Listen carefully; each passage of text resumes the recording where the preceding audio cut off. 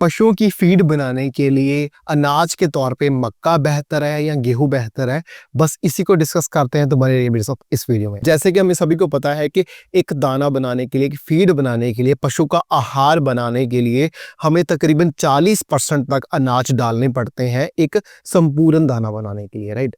इस 40% में हम अनाज रखते हैं और इन अनाज में हम तरह तरह के अनाज यूज करते हैं, जैसे कि गेहूं हो गया, मक्की हो गया, जौ हो गया, बाजरा हो गया, बार्ले हो गया। ये ऐसे कुछ पदार्थ हैं जो हम यूज करते रहते हैं, राइट। लेकिन कुछ अनाज हैं जो हमें ऑफ सीजन ऑन सीजन उस हिसाब से हम यूज करते हैं। जैसे बाजरा हम सर्दियों के केसेस में यूज करते हैं, जौ बार्ले हम गर्मियों के केसेस में ज्यादा यूज करते हैं।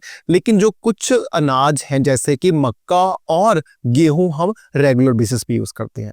लेकिन ये बहुत बड़ी डिबेट है कि हम गेहूं यूज करें या मक्का यूज करें। तो अगर आप मेरा पॉइंट ऑफ व्यू जानना चाहते हो कि इन दोनों में कौन बेहतर है, तो मेरे हिसाब से मक्का हो गेहूं हो, दोनों में बहुत अच्छे प्रॉक्सिमेट एनालिसिस हैं। जैसे कि प्रोटीन कंटेंट गेहूं में ज्यादा है, स्टार्च कंटेंट हमारे मक्के में ज्यादा है, राइट। तो कुछ ऐसे फैक्टर्स हैं जो इनफैक्ट गेहूं में ज्यादा ही है और मक्के में कंपेरेबल है या थोड़े से कम है।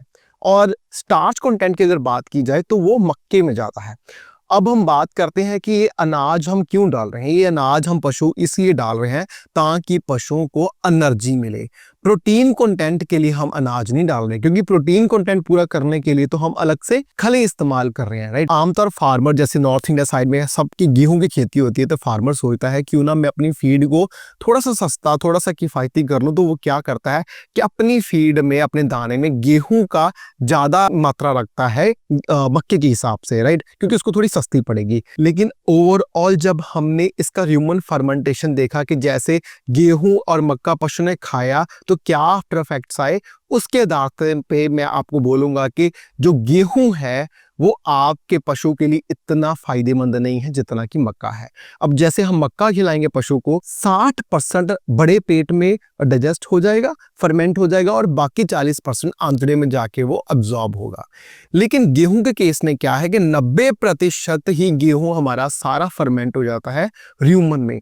अब जब एकदम से पशु ने अपना गेहूं खाया, एकदम से वो फर्मेंट हो गया, तो उससे क्या होगा, एकदम से ही एसिडोसिस हो जाएगा, एकदम से तेजाबीपन बढ़ जाएगा, जिसकी वजह से क्या होगा, पशु को एसिडोसिस हो जाएगी। अगर एसिडोसिस होगी, पीएच गिर गया, तो उससे क्या होगा कि फर्मेंटेशन प्रोसेसेस सारे ही हॉल्ट हो जाएंगे, सभी ही बंद हो जाएंगे। इससे इंपैक्ट पड़ेगा, दूध के प्रोडक्शन पे भी फर्क पड़ेगा और खास करके फाइबर की फर्मेंटेशन बहुत कम हो जाएगी, जिसकी वजह से क्या होगा, दूध में फैट भी कम हो जाएगा, राइट। इसलिए ना गेहूं की फीड को नॉर्मली हॉट फीड की कही जाता है, क्योंकि एकदम से पशु गेहूं खाता है और एकदम से जब फर्मेंट हो जाएगा तो पशु की बॉडी में, ह्यूमन में पीएच बहुत जल्दी ड्रॉप हो जाएगा, जिसकी वजह से पशु को एसिडोसिस होने की संभावना बहुत ज्यादा बढ़ जाती है। और आपको पता ही है कि अगर एक बार पशु का पीएच हिल गया तो सभी दिक्कतें, सभी बीमारियां पशु को आने वाली होती हैं, जैसे कि थनैला वगैरह तो मोस्ट कॉमन है।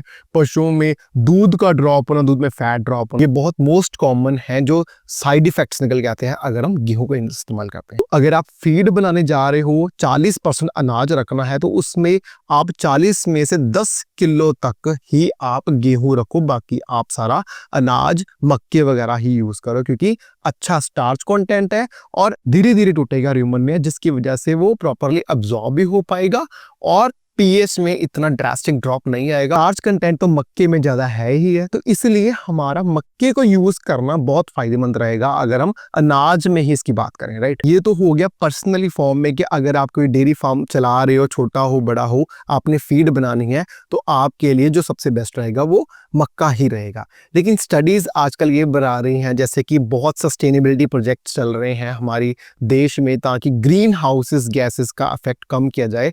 तो उस रिसर्च की मानी जाए तो ग्रीन हाउस जो मीथेन एमिशंस हो रही हैं वो सबसे ज्यादा हो रही हैं मक्के के कारण। इसलिए कुछ संस्थाएं हैं जो हमें प्रमोट कर रही हैं कि हम गेहूं इस्तेमाल करें, क्योंकि गेहूं से मीथेन एमिशंस कम हो रहे हैं एज कंपेयर टू मक्का।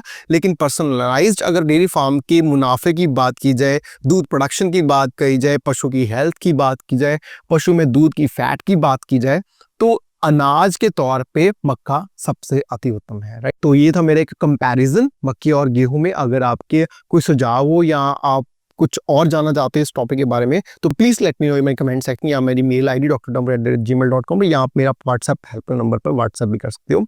तो इसी के साथ मैं मिलूंगा अपनी नेक्स्ट वीडियो में। टिल देन नमस्कार।